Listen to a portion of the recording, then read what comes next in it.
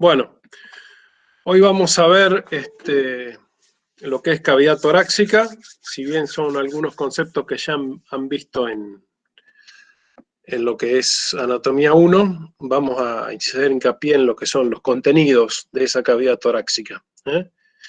Bueno, a la cavidad ahora la vamos a ver en detalle, pero en sí la dividimos en una pared dorsal o techo, dos paredes laterales, izquierda y derecha, una entrada que da hacia el cuello, que sería el opérculo torácico, y una separación o base que es dada por el diafragma, que me la separa de cavidad abdominal. Bueno, ahí adentro están contenidos la mayoría de los órganos de circulación y respiratoria, como corazón y pericardio, pulmones y diversas estructuras más contenidas en el mediastino. Todo eso está recubierto internamente, todo lo que sea caja ósea y muscular, por una fascia endotorácica. Y después vamos a ir viendo lo que son pleuras, cómo las pleuras mediastínicas conforman el mediastino, y por último algo de irrigación, inervación, drenaje linfático y la anatomía proyectiva pulmonar. ¿Se escucha bien? Sí, profe. Sí, buenísimo. Bueno, la forma general, ahora la vamos a ver en alguna diapositiva, pero es la de un gran cono. Un cono estrecho hacia craneal, coincidiendo con el punto más craneal que corresponde al opérculo torácico, la salida hacia caudal cerrada por el diafragma, que sería la base, y las paredes laterales. ¿Por qué tiene forma cónica? Bueno, en realidad porque los animales tienen que armónicamente con el tronco insertar lo que es el miembro torácico y sus músculos. Entonces eso determina que las costillas, a medida que nos vamos hacia craneal, sean más cortas, y a la larga sean un poco menos móviles y menos desarrolladas que las costillas caudales en cuanto a su largo. El límite craneal es el opérculo torácico que comunica con la cavidad visceral del cuello. Y la principal función o importancia es que permite el paso de estructuras de tránsito, como han visto en tránsito cervical, como la tráquea y el esófago, hacia el tórax.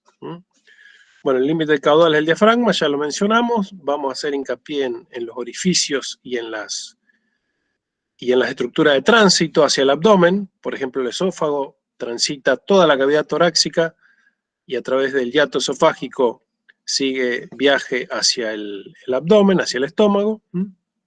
Y lo que vamos a empezar a ver ahora es la conformación de las estructuras del techo, paredes laterales y piso. Bueno, esta es una vista dorsoventral del esqueleto óseo de esa cavidad torácica. ¿Por qué está constituido? Bueno, por vértebras, por costillas y por músculos anexos. Que bueno, en sí podemos hacer desde el punto de vista más que nada fisiológico, músculos que intervienen activamente en la respiración y músculos, digamos, que son asociados. Los músculos que intervienen en la respiración son los responsables de darle movimiento a la parrilla costal y a la jaula torácica. ¿Por qué? Bueno, porque, no sé si han visto el tema ya en fisiología, pero los pulmones son órganos que actúan pasivamente en el proceso respiratorio. Son órganos muy elásticos, entonces, al estar suspendidos en una cavidad pleural a presión intratorácica negativa, el pulmón lo que hace es expandirse gracias a los movimientos de la caja torácica. Entonces, los músculos estriados aumentan el diámetro, sea transversal o sea cráneo-caudal de esa caja torácica, y con eso logran la expansión pulmonar. Entonces, el pulmón actúa como un fuelle en la inspiración y en la expiración. Normalmente la inspiración es un movimiento activo, o sea, hay contracción muscular, hay expansión de la jaula torácica y el aire penetra en el árbol tráqueo-bronquial. La expiración, cuando el animal está en reposo, es pasiva. Los músculos se relajan y el aire tiende a salir por la elasticidad natural del pulmón, que tiende a volverlo, digamos, a una forma, entre comillas, retraída, no expandida. Cuando el animal inspira, los pulmones se expanden. Cuando el animal expira, los pulmones vuelven a su tamaño, digamos, no expandido o normal. ¿Está?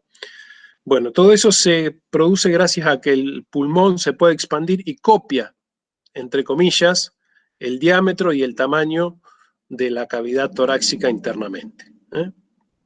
Bueno, entonces ahí tienen los músculos que activamente intervienen en la expansión, en la expiración. Por ejemplo, los dos tipos intercostales, externos e internos, el transverso torácico, que es del piso, el elevador de la costilla, y junto con los intercostales actúa, y el diafragma, que es el principal músculo. La gran entrada de aire al árbol traqueobronquial está mediada principalmente por la contracción del diafragma. Bueno, y después hay músculos asociados, que como dice la fisiología, a veces se reclutan, entre comillas, para producir sobre todo el acto expiratorio, cuando el animal exhala el aire. Que son, por ejemplo, el recto torácico, el largo del cuello, que sirve, por ejemplo, para fijar, el esplenio, que sirve para fijar la primer costilla. El músculo largo del cuello es un músculo que, si bien se origina en tórax, tiene una función de flexionar hacia ventral, el cuello y la cabeza. En realidad no tiene una función netamente respiratoria como los otros músculos. Y también, bueno, hay músculos asociados, que son los de la cintura escapular, los romboides, los serratos, el músculo dorsal ancho, que todos tienen función de conexión de ese miembro torácico con la caja torácica debido a que no hay, digamos, una real articulación sinovial como la tiene el miembro pelviano. ¿Se escucha bien? Sí, sí. Bueno, bárbaro. Ahí tenemos el esqueleto óseo de un vacuno, ¿sí? Entonces, lo que veníamos diciendo de que el miembro torácico se anexa a la caja torácica, ahí lo tienen, digamos, en posición. Y por eso la estrechez hacia craneal de esa caja.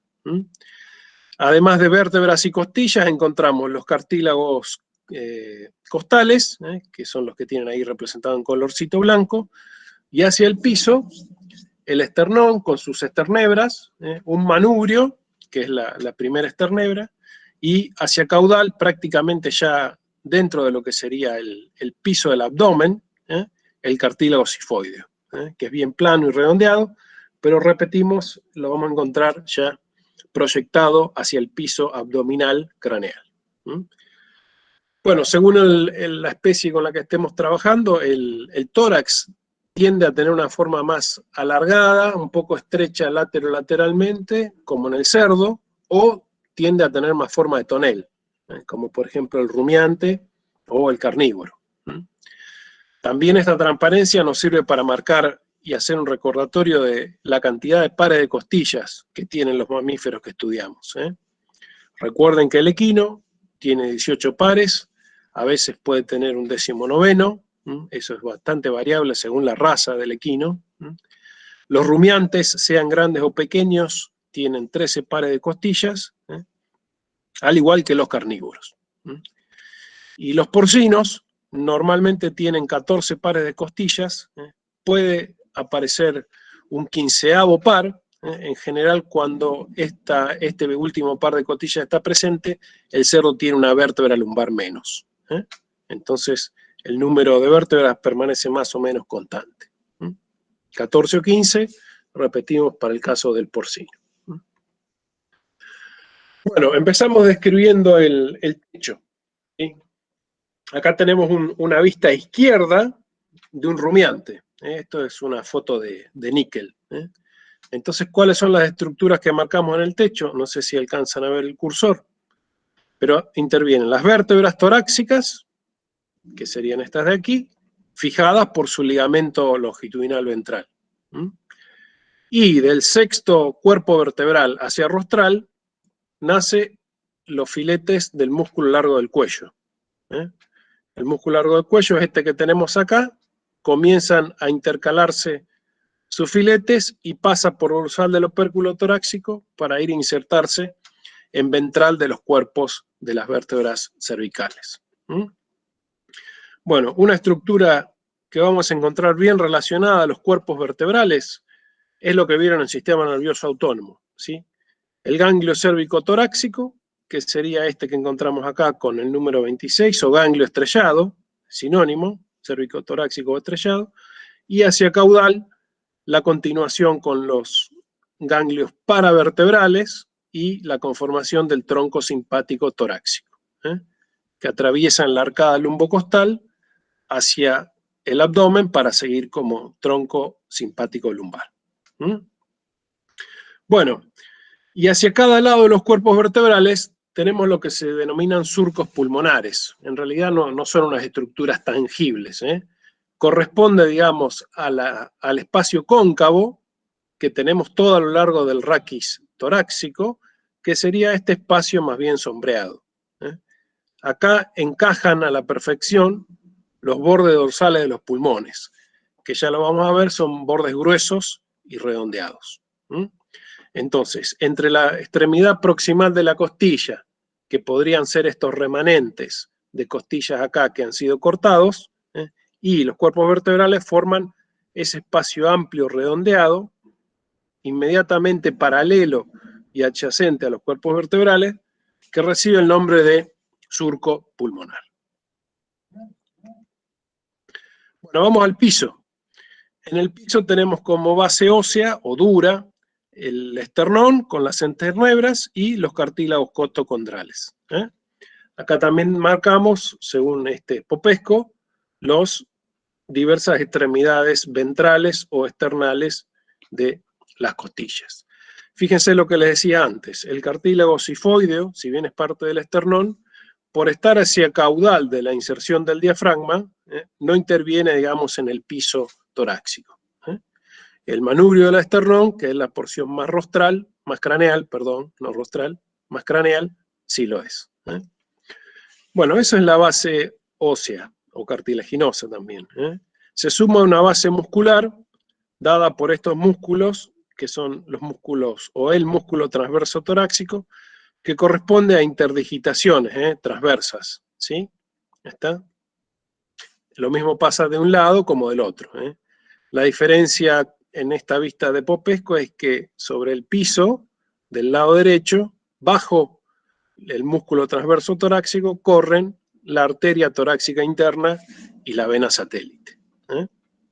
Este vaso sanguíneo o estos vasos sanguíneos lo que hacen es, en el espacio intercostal ventral, que sería emitir y recibir a las arterias intercostales ventrales, arteria y venas intercostales ventrales, que ascienden por detrás de cada costilla y se anastomosan con las ramas intercostales dorsales que provienen de la aorta.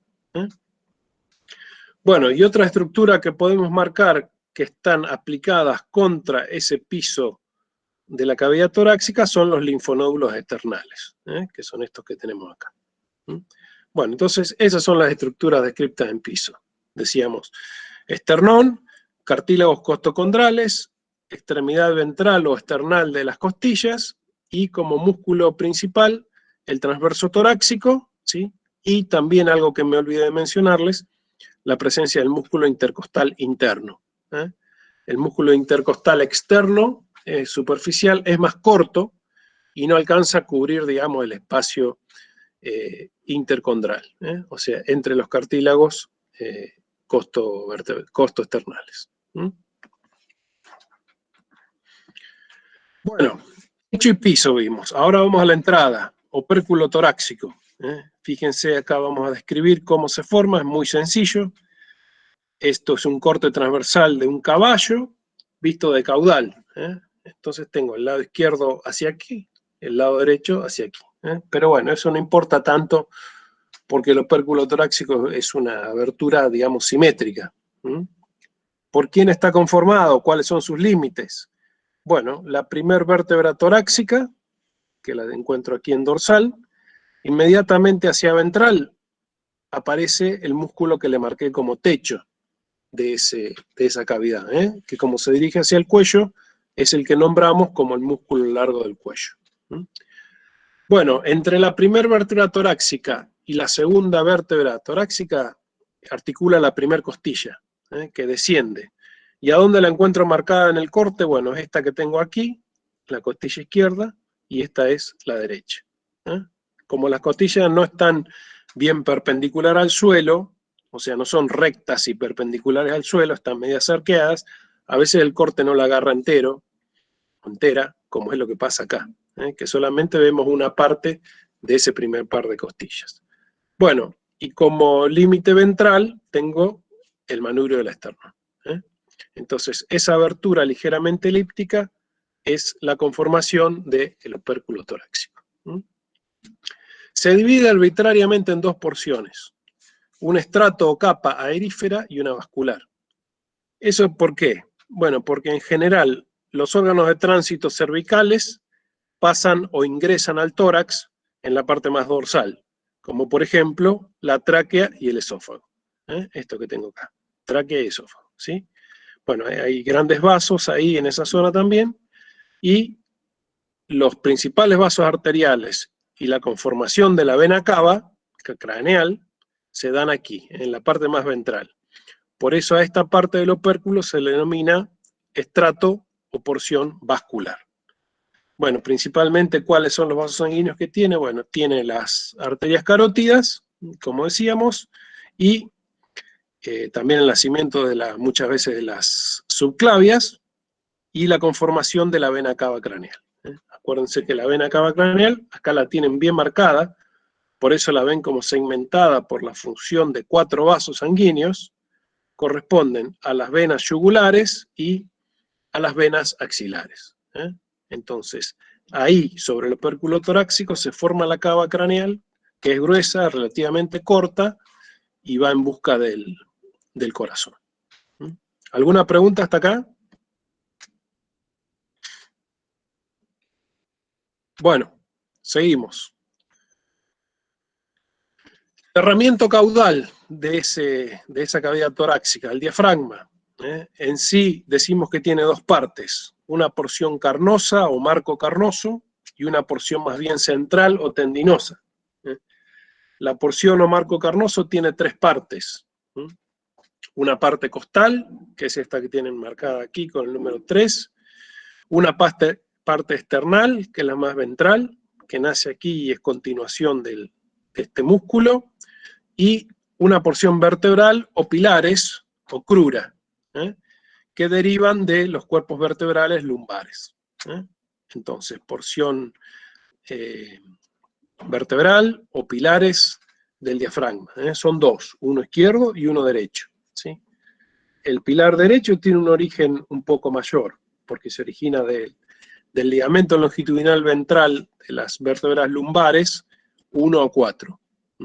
Mientras que el pilar izquierdo lo hace en forma más corta de la vértebra lumbar 1 y 2. Bueno, esos eran pilares o porción vertebral, ¿sí? La porción costal es la más larga y está insertada en forma oblicua contra el diverso número de costillas, prácticamente desde la última costilla hasta la séptima u octava costilla torácica, costilla. Bueno, y el centro tendinoso es una estructura relativamente firme, es relativamente gruesa y tiene fibras dispuestas prácticamente en todos los sentidos. Cuando el diafragma se contrae, lo que hace es retraerse hacia la cavidad abdominal. El diafragma normalmente es un músculo con forma de cúpula, ¿sí?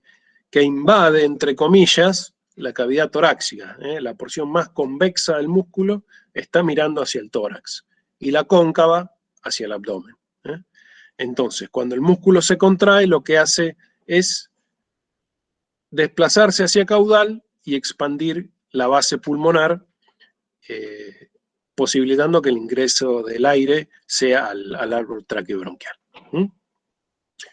Bueno, y lo importante de esto es saber que tiene 2 hiatos y un orificio, ese músculo diafragma. El más dorsal de todos es el hiato aórtico, este que tenemos aquí. Hacia el centro del pilar derecho del diafragma aparece el hiato esofágico, y el foramen de la vena cava desplazado hacia la derecha y hacia ventral, prácticamente en el límite del marco carnoso costal derecho y el centro tendinoso.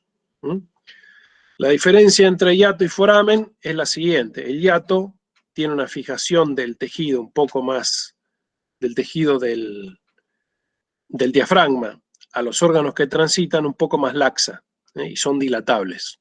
Mientras que el foramen de la vena cava tiene una fijación bien firme, bien densa, de la vena cava en su parte adventicia al foramen. Entonces no es un foramen que pueda dilatarse. ¿Está?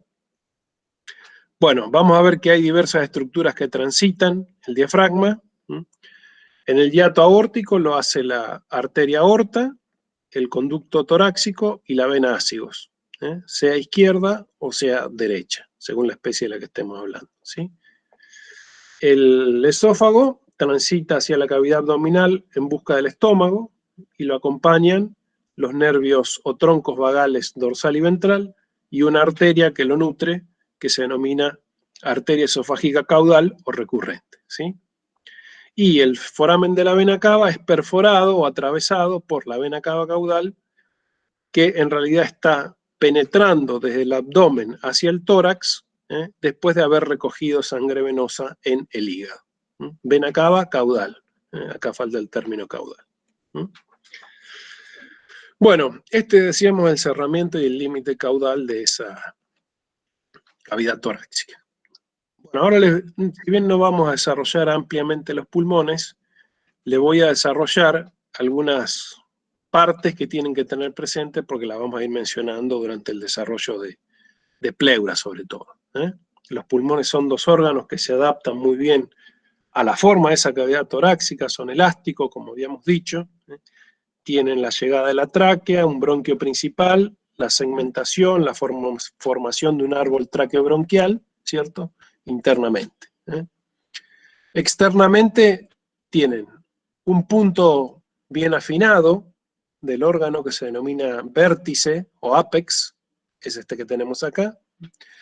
Tenemos un borde basal, que es este grueso que tengo acá, en el último de los lóbulos, el lóbulo caudal o diafragmático, que es el que entra precisamente en contacto con el diafragma. En esta vista de ventral, esto se denomina bloque cardiopulmonar, cuando se aísla y se saca de un animal el corazón con los pulmones, todas las estructuras del mediastino y la tráquea, se denomina bloque cardiopulmonar. Entonces acá estoy viendo desde ventral todo ese bloque.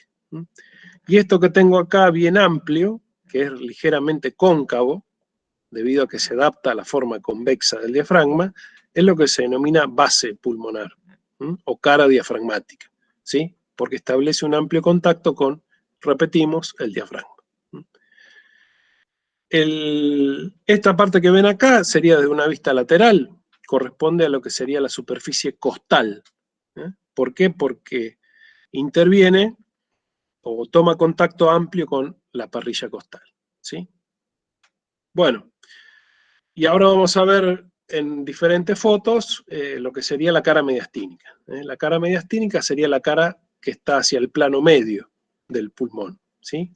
Que tiene el ilio o pedículo y que tiene diversas impresiones porque se adapta a otras estructuras que están dentro del mediastino.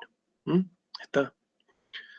Bueno, lo importante es saber que por fuera este pulmón tiene un revestimiento de una capa serosa.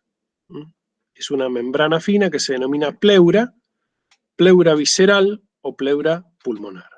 Es como si fuera, entre comillas, la adventicia del órgano. La capa más externa está dada por este tejido que se denomina pleura visceral o pleura pulmonar. Bueno, y ya entramos entonces con lo que sería el concepto de pleura. Hay una pleura en cavidad torácica, hay un peritoneo en cavidad abdominal. ¿Qué son a la larga pleura y peritoneo? Son membranas serosas. ¿Qué significa ser una membrana serosa? Bueno, es una membrana constituida por una monocapa con una lámina basal, bien elástica. Eso se lo denomina mesotelio. Entonces, una membrana delgada, mesotelial, que pasa a ser la serosa de la cavidad torácica. ¿Y qué decimos con el término seroso? Bueno, el término seroso habla o deriva de suero. ¿Y qué significa bueno el suero? Bueno, el suero a la larga es un derivado del plasma sanguíneo. ¿Está? O mejor dicho, al revés.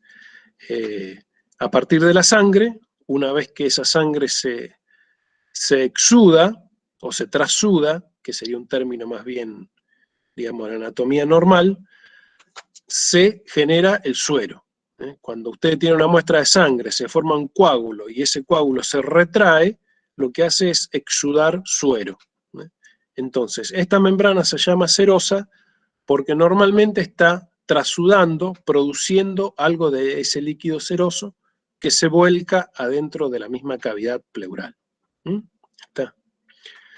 ¿Por qué eso? Bueno, en realidad yo ya les dije que los pulmones son órganos elásticos que tienen que acompañar el movimiento de la caja torácica. Entonces, para disminuir el frote o el trauma y permitir un buen deslizamiento y una buena expansión de los pulmones, dentro de esa cavidad existe una fina capa de suero, de líquido pleural, se denomina así, líquido pleural, dentro de cada parte del hemitórax. Un hemitórax izquierdo y un hemitórax derecho. Bueno, en el peritoneo hace lo mismo. Es una membrana serosa y también trasuda un líquido seroso hacia la cavidad peritoneal en ese caso. Bueno, a la pleura desde el punto de vista, digamos, del estudio, se divide en dos partes. Esto es una clasificación netamente topográfica, que es visceral y parietal. La pleura visceral, ya someramente les dije lo que era, es lo mismo que la pulmonar, es la capa más externa del pulmón. Se encuentran íntimamente adheridas, y si yo la quiero disecar o ver, tengo que romper la superficie externa y disecarla. ¿Por qué en los dibujos de tórax o en los cortes de tórax uno no la ve a la pleura? Bueno, uno no la ve a la pleura porque es sencillamente transparente. Es delgada y es transparente. Y se adapta a todas las estructuras que se encuentran adentro del tórax. ¿Está? Al formar los mediastinos, por ejemplo, la pleura se amolda a todas las estructuras de tránsito o a todos los órganos que hay ahí presentes. Por ejemplo, el corazón y el pericardio. Bueno, entonces, la pleura visceral pulmonar es parte del pulmón. ¿Por qué se caracteriza? Bueno, por formar una bolsa que se denomina saco pleural, que es a donde el mismo pulmón está contenido. Es parte del pulmón, ¿sí? El pulmón está, desde el punto de vista embriológico, formado y expandido dentro de ese saco pleural. Bueno, y la capa parietal de la pleura, parietal habla de pared, imagínensela como si fuera la pintura de una habitación. La capa, digamos, que reviste el techo, las paredes laterales, el piso, y todo accidente que tenga la pared. Eso es la capa parietal, ¿sí? La visceral, recuerden, íntimamente adherida al pulmón, siendo parte del pulmón como saco pleural, como continente de ese pulmón, ¿sí? Y la parietal, revistiendo todo el contenido más, precisamente, más continente de esa caja torácica. La parietal está en íntimo contacto o revistiendo a la fascia endotorácica. La fascia endotorácica es una fascia que cubre todos los accidentes musculares, sea del diafragma, sea de los músculos, por ejemplo, intercostales internos o directamente las mismas costillas. Son recubiertas por la fascia endotorácica. La fascia endotorácica incraneal se continúa con la fascia profunda del cuello, por ejemplo. Eso denota, o al disecarlo uno se da cuenta que existe como una fascia. Bueno, y a esta parte de pleura parietal, habíamos dicho que netamente por cuestiones topográficas, la dividimos en una parte costal, en una parte diafragmática y en una parte mediastínica. La parte costal está revistiendo a la parte de lo que sería parrilla costal lateral o partes laterales, ¿sí? la diafragmática está apoyada sobre el músculo diafragma, y la mediastínica forma un tabique medio, que es un espacio que se pasa a denominar mediastino. Bueno, habíamos hablado de cavidad pleural. La cavidad pleural es un espacio de presión subatmosférica que contiene líquido pleural. El líquido pleural, ya les dije, es un trasudado de la misma pleura. Entonces, hay una cavidad pleural izquierda, una cavidad pleural derecha, que contienen este líquido, que permite, digamos, que no exista aire en su interior. Entonces, si uno pudiera, por un medio físico de medición, medir la presión que hay dentro de esa cavidad pleural, vamos a ver que esa presión es subatmosférica, o sea, menor que la atmosférica, es presión, como se dice, negativa. ¿Y para qué está esa cavidad pleural a presión negativa? Bueno, precisamente para que el pulmón esté acompañando y no se separe nunca del continente, que sería la caja o la jaula torácica. ¿Está? Bueno, el mediastino, lo mencionamos someramente, se forma, digamos, por el espacio que existe entre las dos pleuras mediastínicas. No se preocupen que ahora todo esto lo vamos a ir marcando en los dibujos y en las piezas. Existe como si fuera un espacio medio dentro de esa cavidad torácica que divide a la cavidad en dos hemitórax, un hemitórax izquierdo y un hemitórax derecho, y que alberga un montón de estructuras, de tránsito o no. Bueno, y por último vamos a ver qué son los recesos pleurales y las cúpulas pleurales. Bueno, yo algo le había mostrado ya de corazón, perdón, de pulmón. Habíamos hablado de una cara basal o diafragmática, que es esta que tenemos aquí, bien grande, que es la que apoya contra el diafragma, ¿sí? Le había mostrado la cara costal, ¿sí? Pero lo que no les había mostrado era la cara mediastínica del pulmón. Esta es la foto de un pulmón de caballo en la cual se ve todo esto que es cara mediastínica del pulmón, ¿sí? El pulmón se nutre de los elementos tróficos e incluso de la vía aérea a través de un hilio, que es esta estructura que tenemos acá. Hilio se escribe H-I-L-I-O, hilio pulmonar. Los sinónimos que tienen son los de raíz o pedículo.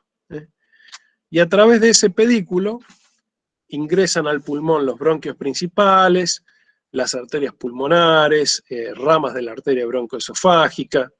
Las venas pulmonares abandonan el pulmón en este punto. Entonces es el punto en el cual, digamos, todos los elementos tróficos, vasculares, aéreos, linfáticos, entran y salen del órgano. Entonces a eso es lo que llamamos hilio. Hilio, pedículo o raíz. Bueno, ¿y por qué se los menciono al hilio, pedículo, raíz? Bueno, veamos este corte transversal de la cavidad torácica. Acá vamos a ver en celeste los dos pulmones, izquierdo y derecho. La pleura visceral o pulmonar es esta que está representada con una línea amarilla. Acuérdense que es la parte más externa del pulmón que forma los sacos pleurales que albergan al pulmón. Esto es pleura visceral o pleura pulmonar. La tengo ahí marcada en amarillo, ¿sí? El saco pleural está completamente lleno u ocupado por el pulmón. ¿Está? El hilio del pulmón está hacia la cara mediastínica, que la tengo aquí. Está. Y hacia la cara mediastínica habíamos dicho, hacia el centro del tórax, que se formaba el mediastino, que es esto que tengo acá. Entre las dos pleuras mediastínicas, que son estas marcadas en rojo, aparece el mediastino. Como la pleura es una membrana fibroelástica, se adapta fácilmente a todas las estructuras que encuentra. Por ejemplo, aquí al medio tengo el corazón con el pericardio, entonces esa pleura mediastínica se amolda sobre el pericardio. Y aquí aparece un mediastino bien grueso, ¿sí? Entonces, las dos pleuras mediastínicas, en este caso derecha, que es esta que estoy marcando, porque lo estoy viendo de craneal, o izquierda, entre sí me delimitan ese espacio del mediastino. Entonces ahí ya tienen la definición de mediastino. Entonces es el espacio, digamos, más bien central, por así decirle, delimitado por las dos pleuras mediastínicas, ¿sí? Se expande y se amolda a todas las estructuras presentes y estructura de tránsito. Por ejemplo, acá tenemos el esófago, la aorta y la vena ácidos. ¿Está? Bueno, y lo que referíamos a la expansión, digamos, cuando se encuentra con el corazón y el pericardio contra el piso de esa cavidad torácica.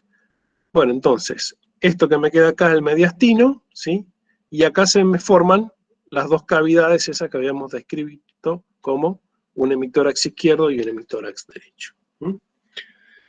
Bueno, pero la pleura es una sola capa de tejido. Yo les dije que topográficamente le dábamos el nombre.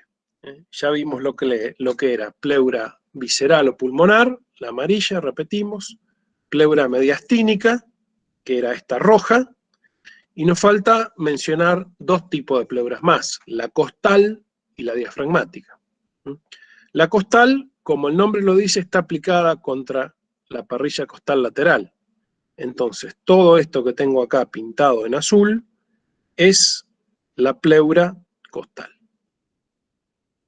En estos dos puntos, uno en dorsal y otro en ventral, esa pleura costal se continúa con la pleura mediastínica. Forma un ángulo, tanto en ventral como en dorsal, y prácticamente se vuelve una estructura relativamente verticalizada, ¿sí? Y pasa a formar el mediastino. La cúpula, perdón, la pleura costal está totalmente adaptada también a la curvatura de las costillas y músculos y está en íntimo contacto con lo que decíamos antes, la fascia, me olvidé el nombre, endotorácica, fascia endotorácica. Bueno, ahora nos vamos a ver en otra diapositiva la que nos queda, que sería la pleura diafragmática, ¿sí? Pero ustedes noten que acá hay un espacio entre la pleura visceral y entre las dos pleuras de la parte parietal que ya les mostré, entre la mediastínica y entre la costal. Todo acá por donde está recorriendo la flecha, el cursor, ahí hay un espacio. Ese espacio, ¿cómo se denomina? Cavidad pleural, ¿sí? Existe una cavidad pleural izquierda y una cavidad pleural derecha. ¿Qué contiene la cavidad pleural? Bueno, ya lo mencionamos, líquido pleural. El líquido pleural es un trasudado de la sangre, repetimos, que servía para mantener esa presión intratorácica negativa y para permitir el deslizamiento de las pleuras y la buena expansión del pulmón con los actos inspiratorios y expiratorios. Bueno, entonces, repetimos, fisiológicamente, al existir esta cavidad pleural con líquido pleural en su interior, esto, digamos, al no poseer aire, ¿sí?, y poseer líquido, puede mantener esa presión subatmosférica o negativa. ¿Alguien sabe qué pasa cuando se pierde la presión negativa dentro de la cavidad pleural? Por un trauma, por ejemplo, por una herida dentro del tórax, ¿qué patología aparece? ¿Me escuchan bien? Sí, profe, se escucha bien. Bueno, supongamos un animal que se le clava un palo bien puntudo que le atraviesa toda la parrilla costal y que llega hasta el contenido de la cavidad torácica. El aire atmosférico penetra adentro de la cavidad pleural, que acuérdense, normalmente está a presión subatmosférica. Entonces el aire lo que hace es producir un neumotórax. ¿Está? En consecuencia, la cavidad pleural pierde su negatividad y tiene aire a presión atmosférica. Eso es lo que se conoce, repetimos, como neumotórax. Entonces, las consecuencias, ¿cuáles son? Bueno, que por más que la caja torácica se expanda, el pulmón no puede acompañar el movimiento, porque ya no tiene nada que lo tenga expandido adentro de esa cavidad. Entonces ahí aparece esa patología neumotórax, ¿sí? Bueno, ahí vamos entonces con las definiciones. Vimos lo que era mediastino, repetimos. Es el espacio contenido entre las dos hojas mediastinales de la pleura parietal, ¿sí? La otra parte de pleura parietal que vimos era la parte costal, que es toda esta que tengo acá, ¿sí? Y como pleura visceral o pulmonar mencionamos a la formación del saco pleural que alberga al pulmón, ¿sí? Entre medio de las partes parietales y viscerales, la cavidad pleural con líquido pleural a presión subatmosférica. ¿Se entiende? Sí, sí. Bueno, un corte un poco más rostral, fíjense que acá me desaparece, más craneal, perdón, yo dale con rostral. En un corte más craneal, fíjense que pierdo la vista del corazón. Esto sería prácticamente ingresando dentro de la cavidad torácica, supónganse a nivel de la segunda de costilla. Entonces no encuentro el corazón y el pericardio, y fíjense cómo las dos hojas mediastínicas de esa pleura prácticamente están en aposición. Eso se debe a lo que les decía. El mediastino se expande, digamos, o se afina en base a si encuentra o no estructuras en el medio de esa cavidad torácica.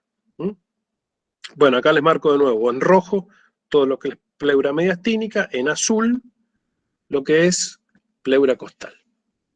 La pleura costal yo les marqué que en 2 puntos se transformaba en pleura mediastínica, ¿sí? Uno contra la vértebra y otro contra el esternón. Esos puntos se denominan reflexiones de pleura.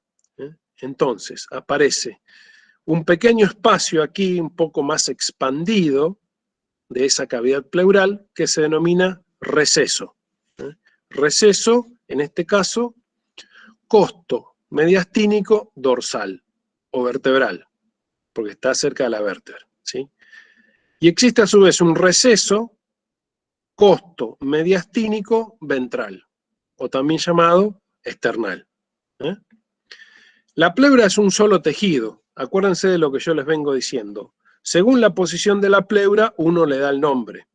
Entonces, esto es parte costal. En este punto del receso costo mediastínico ventral, esa pleura cambia de dirección, asciende y me forma la hoja, en este caso izquierda, de el mediastino. ¿Está? Bueno, estos serían prácticamente los ángulos de transición, como se dice, o de reflexión. Ese sería el término anatómico.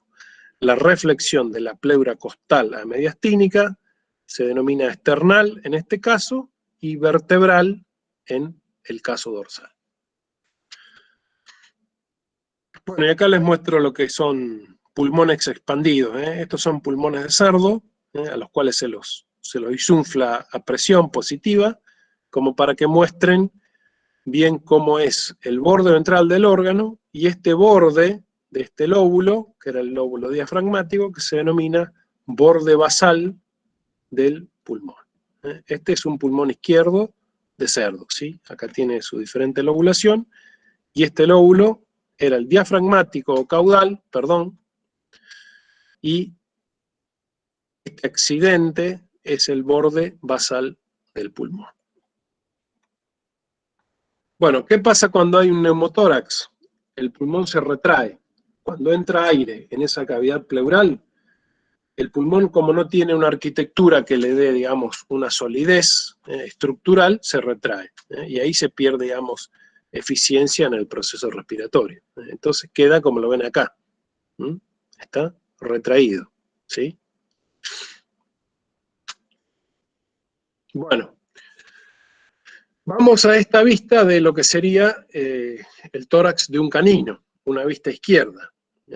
Habíamos mencionado en el corte transversal anterior lo que era la línea de reflexión costo vertebral que era esta que tenemos acá marcada, y la costo external, que es esta que tengo acá marcada. Está. Como aquí las costillas, perdón, han sido sacadas en su mayoría, imagínense que la pleura costal está revistiendo toda la cara interna del costillar del animal, ¿sí? Pero si yo tengo que localizar el punto en el cual esa pleura de costal pasa a ser mediastínica, o sea, los dos recesos, costo mediastínico dorsal y costo mediastínico ventral, los tengo que dibujar acá, como una línea. En este caso la vertebral y en este caso la external. O costo mediastínico dorsal, costo mediastínico ventral. Entonces, el mediastino, a la larga, no es más que una lámina de tejido pleural prácticamente vertical que me está cubriendo todo esto. Yo no les puedo mostrar las pleuras en este dibujo. ¿Saben por qué? Porque son transparentes y finas. O sea que ustedes ven el corazón y el pericardio, la aorta y todas las estructuras nerviosas que se ven ahí a través de la pleura. ¿Está? Bueno, y nos falta mencionar la pleura diafragmática. ¿Que dónde la encuentro? Bueno, la encuentro acá, sobre el diafragma. Totalmente amoldada a lo que es la superficie convexa o torácica del diafragma, ¿sí? El tema es que si la pleura costal viene insertada contra la parrilla costal, llega a un punto en el cual se tiene que reflejar para continuarse sobre el diafragma. Porque acuérdense, le dije como si fuera una capa de pintura. En una casa, si yo pinto el piso y pinto la pared, hay un límite de transición, hay un ángulo entre el piso y la pared. Entonces, en este caso, imagínense que la pleura costal viene por acá, encuentra al diafragma y se refleja y se continúa como pleura diafragmática, ¿sí?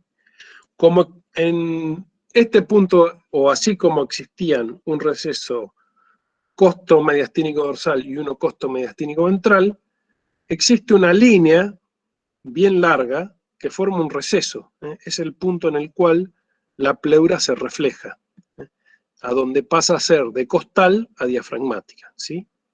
Y eso se denomina receso costo diafragmático. ¿Está? Receso costo diafragmático. En la diapositiva anterior yo le había mostrado el borde basal del pulmón, que es este que teníamos acá. Fíjense qué similitud que hay de la forma del borde basal con la forma o la línea de reflexión pleural costodiafragmática. ¿Está?